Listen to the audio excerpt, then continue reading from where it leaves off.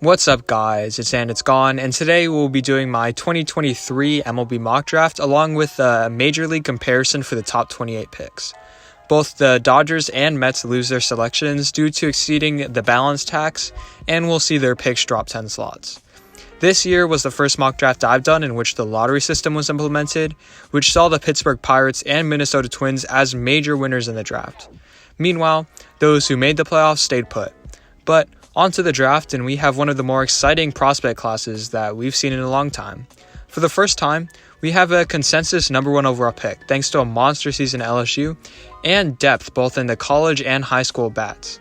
The top 5 players in this class are almost in their own category, but it is important to mention that any comparisons are subject to change given any drastic developments such as a big injury. Furthermore, this mock draft is by no means a ranking system of any kind, but my prediction on who is going to be drafted and where. Before we get on to the video, could you guys please hit the like and subscribe button? Currently, only 3% of people who watch my videos are subscribed, so if y'all do, not only would it help me grow my channel, but also encourages me to create more videos like this one for you guys. And without further ado, let's get on to the video. The Pittsburgh Pirates won the draft lottery, and now enjoy having the rights to select outfielder Dylan Cruz out of LSU. And although there is some speculation that Max Clark might be selected here over Cruz, given that the Pirates are beginning to show signs towards returning to contention, Cruz seems like the more likely selection, as he can be moved up the minor league system faster, as he played in college and thrived there. This season, Cruz has been phenomenal, posting a .432 batting average while reaching base at a .573 clip and slugging .736. Although there was some doubt as to who would be the number 1 overall pick, a monster season from Cruz has all but solidified this selection. Needless to say, Cruz has been a very good bat, who had some strikeout issues initially, but has seemed to obtain better strike zone awareness now. At this point, there are no visible holes in his game, and he should be able to fly up the minor league level and make his debut in 2 years' time. He's an athletic, top of the line on the base paths, and it's enough to steal double digits safely and doesn't really profile as an elite center fielder, but he can hold his own there and is probably suited for a better corner outfield position. Due to this and his hitting profile, he reminds me a lot of a slightly larger Mookie Betts. It has been forecasted that the Nationals really like both Cruz and right-handed pitcher Paul Skenes, and as given that Cruz has gone off the board, then Skenes should be the selection at number 2. Skenes has been close to unhittable in college, posting an ERA of 1.77 this year and striking out over 16 batters per 9 innings. This is due to some electric stuff, to say the least. Skenes has a fastball that sits at 98 and can touch 102 on occasion, with some spin similar to Justin Verlander, where it almost seems like the ball is rising after he throws it. He also throws a power slider and changeup, both of which sit in the high 80s to low 90s. With a tall and projectable 6'6" frame, there's no reason why this velocity should not stay throughout his major league career. And barring injuries, he has all the makings of a top-of-the-line starter for the Washington Nationals to the likes of Justin Verlander.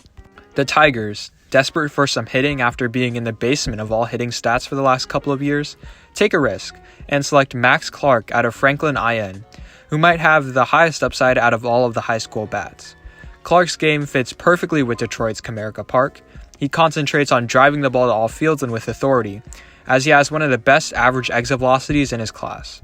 With his plus speed, we could see many doubles and triples that are blistered into the gaps. Furthermore, with his speed, he remains an excellent fielder in center field, but with a rocket arm that is topped out at 98 miles per hour, he can easily slide into a corner outfield position long-term, with Riley Green also providing a good center field. Right now, he doesn't work on getting any elevation on the ball, but with a few tweaks, he could easily be a 20 to 25 home run guy, even in Detroit's vast ballpark. With the hard contact he's making, I really want to compare him to a young Bryce Harper, as both of these players were very hyped coming out of high school, who are athletic and can hit the ball very hard from the left-handed side. The Texas Rangers now benefit from this by taking the best player available who also fits their timeline by selecting outfielder Wyatt Langford out of Florida. One of the best power bats in his draft class, Langford posted a season in which he tied Florida's record for the most home runs last year, hitting .356 and reaching on base 45% of the time while hitting 28 home runs. However, outside of his hitting ability, Langford has the ability to really be a 5-tool player. An athletic base-running guy, Langford should be able to steal a couple of bags in his major league seasons and by no means is a liability on the base paths. And he also uses that athleticism to be a plus defender, both in left and center field. although at the major league level he is much more suited for a corner outfield position. His arm is good enough as well to provide a couple of putouts from the outfield and is by no means a liability either. Given his potential with plus tools at every position, I see a Tyler O'Neill type bat in Wyatt Langford as a strong athletic outfielder. The Twins now capitalize on this by taking the last elite player left on the board in high school bat Walter Jenkins, who is neck and neck with Max Clark for the best high school bat in this class. As the Gatorade North Carolina Player of the Year during his junior year, Jenkins has shown his abilities at the plate utilizing his strong frame and quick left-handed swing to generate power and drive the ball to all fields. His ability to handle quality fastballs and his consistent hard contact is one of the best in the class at only 18 years old. At 6'3", he possesses immense raw power hitting capabilities with a quick left-handed stroke. And while his overall hitting ability is not as exceptional as his raw power, he consistently makes hard contact with a smooth left-handed swing. Although his speed has slightly declined in his senior year, perhaps due to a hamate injury, Jenkins' instincts and defensive skills made him a viable option for center field, while a strong arm could suit him for a corner outfield position. But his immense power from the left-handed side, as long as a pretty quality outfielder, remind me of a Cody Bellinger type player. The Oakland Athletics are looking for young and projectable players that have the ability to become the face of the franchise later. And one player left on the board still stands out in Arjun Namala, a shortstop out of Strawberry Crest, Florida. Namala has shown his offensive potential throughout the summer, even earning a spot in the Major League Baseball's high school All-American game. As a 6'1" right-handed hitter and shortstop, Namala is a player with immense projection. He possesses raw power and the ability to drive the ball to all parts of the field. While there are areas to refine, such as pick selection and consistency in his at-bats, it's natural for a young hitter to be overly aggressive at times, and years in the minor leagues will undoubtedly refine his game. However, when he does make contact, he drives the ball with authority, especially from his relatively small frame. Additionally, Namala's above-average base running ability and strong arm make him a strong candidate to play shortstop long-term, although perhaps at second base he would be a little bit better. Although high school bats are hard to project at times, especially for infielders, I see a lot of Orlando Arcia in this kid. The Reds have shown interest in grabbing a college arm here in this season, and that works out perfectly as one of the top arms and Chase Dollander is still on the board. Dollander possesses a devastating pitching arsenal, highlighted by a high-velocity fastball that sits between 95 and 97 miles per hour and can reach up to 99, generating impressive swing and miss rates. His slider, thrown in the mid-80s and occasionally hitting the low 90s, is his best secondary pitch, exhibiting excellent sweep and earning well above average ratings. Additionally, he uses a large curveball that in the mid-70s and a fading changeup in the upper 80s, both of which can be effective at times, enough to be average at a major league level. His athleticism aids in generating his high-quality pitches effortlessly, and there is still room for him to add to his still growing 6'2" frame. While Dollander's repertoire suggests that he has the potential to be a frontline starter, his command and control have been less sharp this year. While he demonstrated excellent control during his sophomore year in college, his precision has been more average during this current season. However, he still has a lot of immense potential, and with his pitch mix as well as having an average but explosive frame, he reminds me a lot of former Red Luis Castillo. The Royals, desperate for a lot of things, take the best player available now by selecting college bat Jacob Wilson out of GCU. Wilson possesses a unique combination of baseball intelligence and skills that make him an intriguing prospect to watch.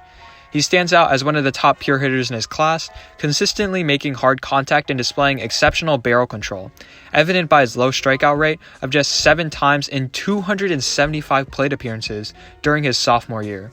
In addition to his hitting prowess, Wilson has begun to tap into his power more consistently, hitting 12 home runs and slugging .585 in 2022. Defensively, Wilson shows promise as a shortstop with his good actions, range, and above-average arm. While his power profile may not be ideal for a shift to third base, a position he played in his freshman year, he may still excel offensively at the hard corner. His ability to make contact at an absurd rate from the right-handed side remind me a lot of Yandy Diaz, but his abilities as a shortstop or third baseman right now remind me a lot of current Reds prospect Noel V. Marte. It feels like the Rockies are going to select a pitcher with this selection, and they have a choice between 2 very good right-handed pitchers in Noble Mayer and Rhett Lauder. However, due to Mayer's upside as well as synergy with Coors Field, the Rockies will choose to select Mayer over Lauder. Mayer, a projectable right-hander standing at 6'5", possesses an immense skill set that has generated excitement about his potential as a starter. His velocity has been steadily increasing over his high school career, frequently reaching 97 to 98 miles per hour and occasionally touching triple digits during his senior year. With his physical development, there's optimism for even more consistent velocity and longer starts. He has the frame to do so, however. Mayer complements his fastball with a powerful slider in the mid-80s, exhibiting excellent movement and potential as a strikeout pitch. He also demonstrates good command for a fading changeup, which is complemented by his deceptive arm speed. Despite a slight crossfire in his delivery, Mayer displays good control and solid feel for the strike zone and has all the makings of a front-end starter or nasty reliever. I see a lot of Bobby Miller with this guy, with some high-velocity stuff. The Miami Marlins love to select bats with the top rounds of the draft, and they continue that trend by selecting a position of need in high school catcher Kyle Teal. Widely regarded as the best catcher in this draft, Teal, a left-handed hitter, possesses the potential to be a well-rounded offensive player, combining for both average and power. Teal demonstrates an advanced approach at the plate, exemplified by his ability to draw walks more frequently than striking out. Despite concerns about his hit tool stemming from difficulties in the Cape Cod League and with Team USA, he has addressed these worries with a strong performance during his junior year. Teal is remarkably athletic and has versatility, having played both in the outfield and potentially capable of handling second or third base. However, there is a good chance he'll stick behind the plate as a catcher. He possesses an impressive arm, considered an easy plus, and his athleticism contributes to his overall receiving skills. I see a lot of current athletics prospect Tyler Soderstrom in this guy, or at the major league level, a Dalton Varsho type, versatile player who can also hit for power. The Los Angeles Angels, now that pitching seems to be a strength in this organization, shift over to drafting position players by selecting center fielder Enrique Bradfield Jr. Bradfield is an exceptional talent with top-of-the-line speed that he expertly utilizes to his advantage. Both as a base runner and center fielder, he constantly works on refining his skills to maximize his disruptive presence on the bases and his elite defensive abilities. His exceptional quickness enhances his on-base abilities and compensates for his below-average arm, allowing him to cover ground swiftly in the field. Bradfield's game-changing speed and slender frame guide his offensive approach too. He prioritizes contact making with a level left-handed swing, demonstrating the ability to use the entire field and exhibiting proficiency in bunting for base hits. And as Trout ages out of the center field position, Bradfield will seamlessly slide in there and be a Gold Glove candidate easily to the likes of a Gerard Dyson type bat. The Diamondbacks really seem to like drafting high school hitters with their selections of Jordan Lawler and Drew Jones, so they keep that trend by selecting Colin Hogg out of Parkville, Georgia. Howick's impressive combination of strength and bat speed enable him to possess plus raw power, particularly displaying the ability to drive balls to his pull side. Although he occasionally struggles with the swing and miss tendencies and chasing pitches, there is optimism that he can refine his hitting skills with time. This spring, he has shown greater consistency at the plate and utilizes the entire field, albeit with the majority of his power directed towards his pull side and left field. And while Hogg exhibits solid speed, his projected average running ability will likely be realized once he adds more physicality to his 6'2" frame.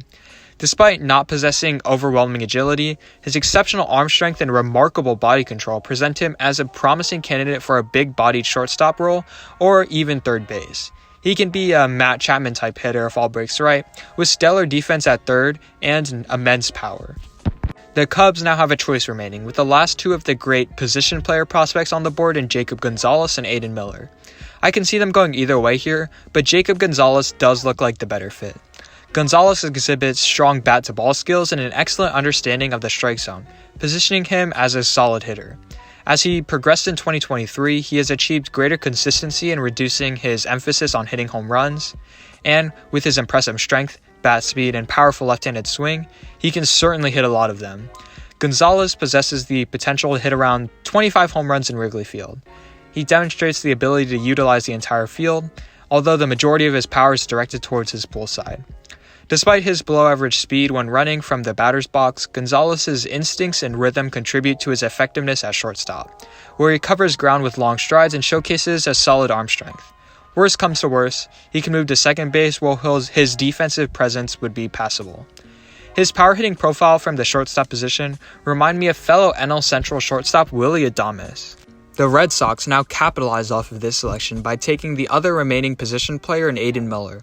Miller presents a desirable offensive profile as a corner infielder, possessing easy plus raw power and demonstrating the ability to tap into it during games against high-level competition, including elite pitching.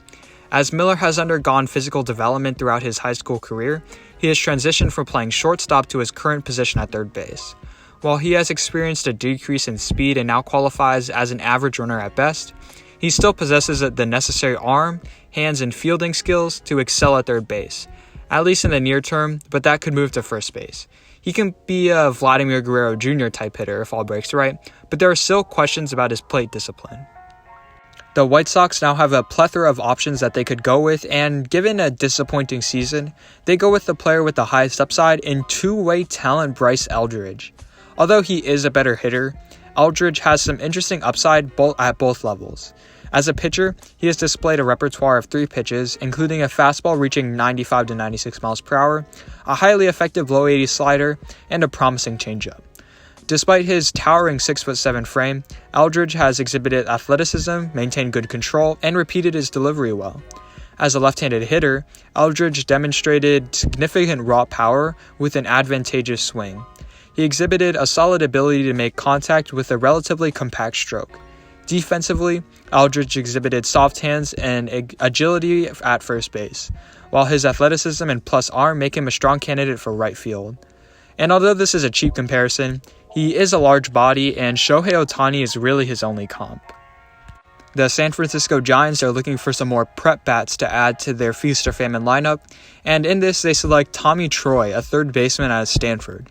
Troy stands out with his exceptional ability to consistently make hard contact from the right side of the plate, displaying immense bat-to-ball skills and pitch recognition. Despite some complexities in his swing, he has the potential for an average power and has addressed concerns about his approach by showing improved selectivity. In addition to his offensive prowess, Troy's above-average speed and defensive versatility, demonstrated by his time at shortstop and the hot corner, make him a promising prospect as a solid second baseman or potentially even a corner outfielder as well. A contact-first guy, Troy has the differences needed to blend well with San Francisco's power profile and is a lot like right-handed Jeff McNeil, both in terms of his batting profile and defensive versatility. The Orioles' biggest need long-term is pitching, and especially starting pitching, and therefore they take the best pitcher available in Holston Wallrip. Wallrip, a right-handed pitcher, possesses an immense power profile of 3 pitches, all of which have the potential to be above average. With his fastball reaching impressive velocities of 95 to 99 miles per hour, he showcases his raw power there, but struggles with his command at times. His split change is his standout pitch, displaying exceptional quality and high rates of swings and misses. Additionally, his hard upper 80s slider demonstrates plus potential and serves as a reliable outpitch. And despite some inconsistencies with his command and control attributed to his effort in his delivery, Wallrip's exceptional stuff make him an intriguing prospect to watch. And although a reliever, I think Devin Williams has the best comparisons in terms of sheer stuff to Wallrip. The Brewers have an excellent catching development core, and therefore they select one of the best raw catchers in the class in Blake Mitchell. Mitchell is a highly skilled baseball player with a strong defensive presence. As a catcher, he showcases agility and athleticism, projecting him to be an at least average receiver and blocker. With his double plus arm strength, he is topped out at 97 miles per hour. He excels at throwing out base runners. Although he lacks speed, his defensive skills may compensate for that. And while his swing may not be the smoothest, he does strike out occasionally. He consistently makes hard contact, making him a threat at the plate. Overall, Mitchell's defensive prowess and offensive capabilities make him an impressive prospect that draws comparisons to Braves catcher Sean Murphy. Prep third baseman Braden Taylor has been steadily rising up draft rankings, and now the Rays select him with the 19th pick. Taylor is a versatile left-handed hitter who consistently makes contact to all fields and exhibits a patient approach at the plate. While he focuses on hitting for average, he possesses the bat speed and potential strength to contribute to 20 to 25 home runs per season. Defensively, he showcases solid skills at third base, with a strong arm and his instincts enable him to make plays at various infield positions. As a younger college player, Taylor has room for further development and to improve. making him an intriguing prospect with a well-rounded skill set similar to current Rays player Yandy Diaz, but from the left-handed side. The Blue Jays have not been shy about grabbing Cuban players in the past, and they continue that by selecting third baseman Yohandy Morales out of Miami. Morales possesses impressive strength, bat speed, and a patient approach that will likely result in both power and average hitting from the left-handed side of the plate. As a Louisiana State recruit, he demonstrates the ability to effectively work counts, seeking out pitches that he can drive, and utilizing a left-handed stroke that generates power to all sides of the field. Although his swing may lack smoothness and he may experiencing some strikeout rates due to his power-focused approach, Morales consistently makes hard contact. Given his offensive capabilities, he would be a better fit for right field, but at best he can be average at third base. From the left-handed side, he does draw comparisons to Michael Conforto. It seems like the Cardinals really like first baseman / outfielder Noah Shanyel out of Florida Atlantic due to his hitting ability. Shanyel has established himself as a standout offensive performer during his time at FAU, posting impressive numbers of .357, .462, and .619 during his first 2 years. As a left-handed hitter, Shanyel possesses the potential to be an above-average hitter, thanks to his advanced approach at the plate and his ability to draw walks while keeping his strikeouts low. He also has shown growth in power, increasing his home run total from 11 as a freshman to 16 as a sophomore. While primarily playing first base for FAU, he is viewed as an average runner, and some scouts believe that he has the athleticism to handle a corner outfield position. This versatility, coupled with his advanced bat, are reasons why the St. Louis Cardinals like him so much, as many of their top young guys have the versatility to play other positions, which is why my comp for him is Brendan Donovan. The Mariners now jump at the opportunity to take Matt Shaw out of Maryland, an excellent all-around player for the Terrapins. Considered one of the top college hitters in the class, he excels at making consistent contact, rarely striking out, and displaying a keen eye for drawing walks. Shaw exhibits power to all fields, particularly showcasing impressive opposite field power during his time at Maryland. Not only is he a plus runner, but also a legitimate base-stealing threat, while currently serving as a Terrapin shortstop. He has displayed defensive versatility, playing multiple positions such as second base, third base, and in the outfield. While he could potentially remain a shortstop, his below-average arm strength suggests a long-term future at second base. A second baseman / shortstop / everywhere combination, Shaw possesses a DJ LeMahieu type career as a bat-first guy with some pretty good defense at multiple positions to boot. Cole Emerson is apparently liked by the Cleveland Guardians department, and with his high school being in Ohio, it makes sense for his hometown team to draft him. Nevertheless, he's an excellent player as well. With a smooth left-handed swing, Emerson consistently makes hard contact and displays gap-to-gap power, with the potential to hit over 20 home runs per season if he refines his ability to pull the ball and put the ball into the air. Defensively, Emerson is a solid shortstop, but he is projected to transition to a different position in professional baseball. He has shown competence at the hot corner and his quick hands make him well suited for second base as well. Notably, Emerson's young age, as he won't turn 18 until shortly after the draft, which helps the Guardians' pattern of drafting younger players in the hopes of development. Nolan Gorman is my only comparison for Cole Emerson. The top evaluators believe that George Lombard Jr. will be the selection here by the Braves at number 24. This same Braves team selected George Lombard in the second round of the 1994 draft and developed him into a top prospect. The theory here is that they can do the same thing with Lombard Jr. He possesses an impressive physical presence at 6'3", and as a right-handed hitter, he showcases significant raw power. Although there are concerns regarding swing and miss tendencies and inconsistent at-bats, Lombard Jr. has been working on improving his bat speed. He is also displaying better running ability while underway. Defensively, while some view him as a potential shortstop due to his strong arm, good instincts, and solid hands, most anticipate a transition to third base as he fills out his frame.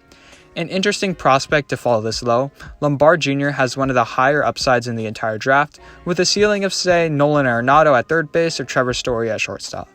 The only issue, however, is he is committed to Vanderbilt and will probably have to be signed for overslot value in order to get this talented infielder.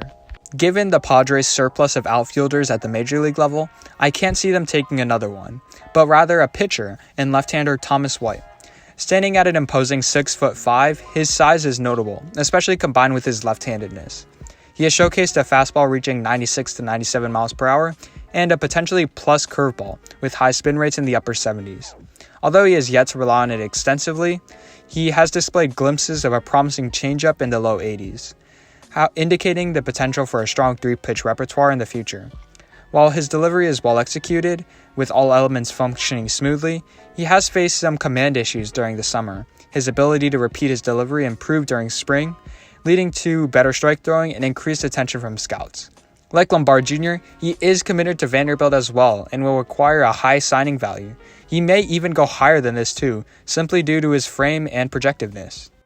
If outfield prospect Dylan Head reaches the Yankees here at 26, then there are no doubts that the Yankees will draft him. Head is a dynamic player known for his exceptional speed, especially in center field, where his quality reads, routes, and solid arm strength contribute to his range and ability to chase down balls. Simply put, he is an excellent fielder. His speed makes him a dangerous base-stealing threat and allows him to turn any ground ball into single. As a left-handed hitter, he typically adopts gap-to-gap approach, but can sometimes become pull-happy. While not a power hitter, Head's impressive bat speed and ability to drive the ball to right field makes him a valuable offensive asset. And with his well-rounded skill set and top-of-the-line speed, he is a valuable player both defensively and on the base paths. I would like to compare him to Corbin Carroll here as a left-handed speed demon, but he does have a little bit less pop. The Phillies have a knack for finding and developing starting pitching prospects from high school pitchers like Andrew Painter and Mick Abel, and there are some rumors that they have taken a liking to another high school pitcher in Charlie Soto. Soto, a 6'5" prospect, possesses several impressive attributes that make him stand out. All of his pitches are trending positively, starting with an electric fastball that has reached triple digits and consistently sits around 98. His fastball displays excellent movement as well, adding to its effectiveness. Additionally, Soto's secondary offerings show promise, with a hard slider that features a late sharp break and a splitter that functions as his changeup. He possesses a quick arm and throws all of his pitches with power, showcasing solid command. Notably, he is still just 17 years old throwing this hard, making him an intriguing prospect for the Phillies to mold into another potential ace. As a high-velocity guy, Soto draws a lot of comparisons to Reds' Hunter Green. And with the last pick in the first round, the Houston Astros select Chase Davis out of Arizona. Davis, a left-handed outfielder, known for his tremendous raw power, he has started to tap into it, showcasing the ability to drive the ball to all fields. While he does have some swing and miss in his game, he has showcased improvement in his hitting ability, demonstrating the potential to make more consistent contact while still unleashing his power.